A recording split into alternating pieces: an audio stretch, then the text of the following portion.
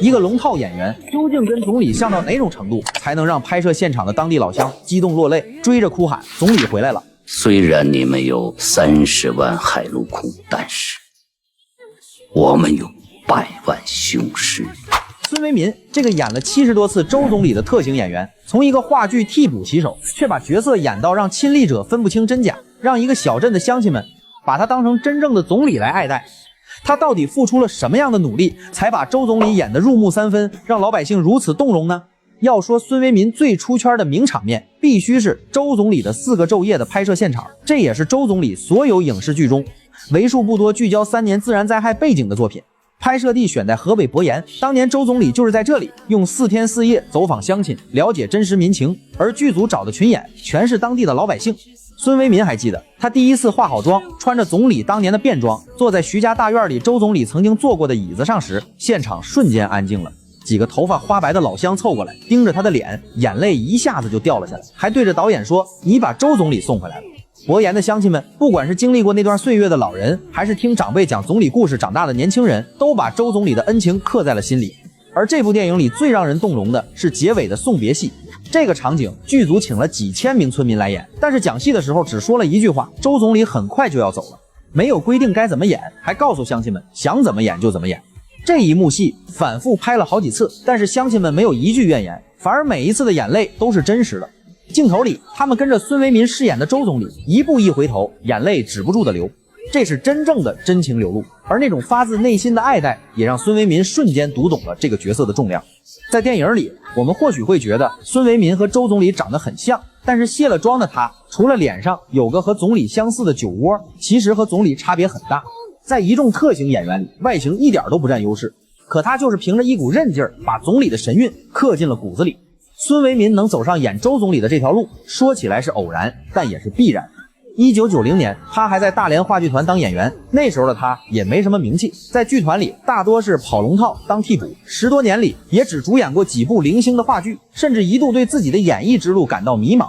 转机就出在话剧《使命》的筹备上，剧团要找演员演周总理，孙维民连替补都算不上，只是个替补的替补。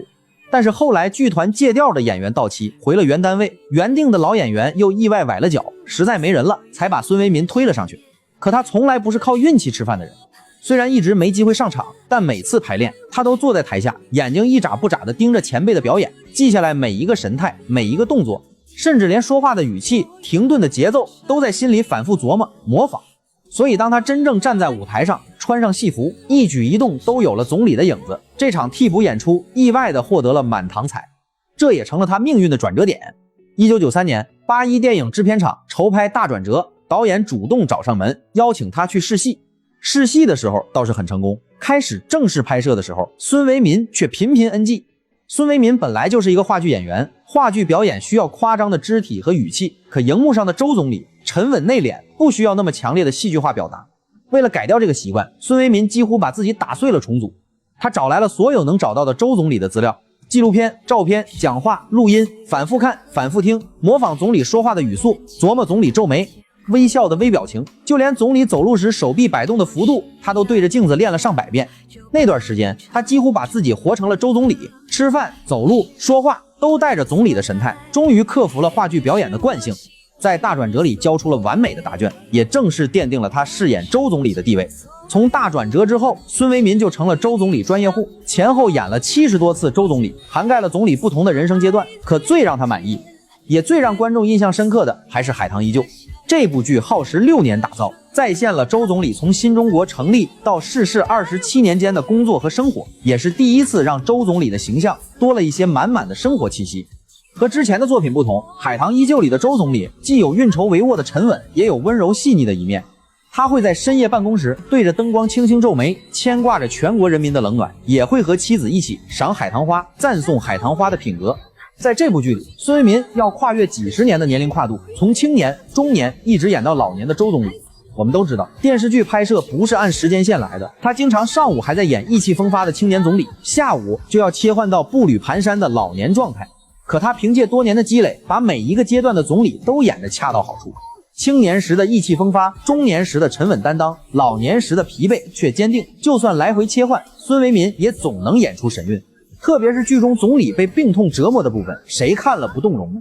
很多人看完《海棠依旧》都说，原来周总理也和我们一样，有喜怒哀乐，有牵挂的人。是孙维民用自己的表演，让总理的形象变得有血有肉，让我们看到了伟人背后的温柔与坚守。如今孙维民已经演了几十年周总理，有人说他被这个角色绑定了，可他从来不在意。他说能成为总理的荧幕化身，能让更多年轻人记住总理，缅怀总理，是他这辈子最大的幸运。我们总说演一个角色容易，演活一个角色难，而孙维民不仅演活了周总理，更用自己的坚守传承着总理的精神，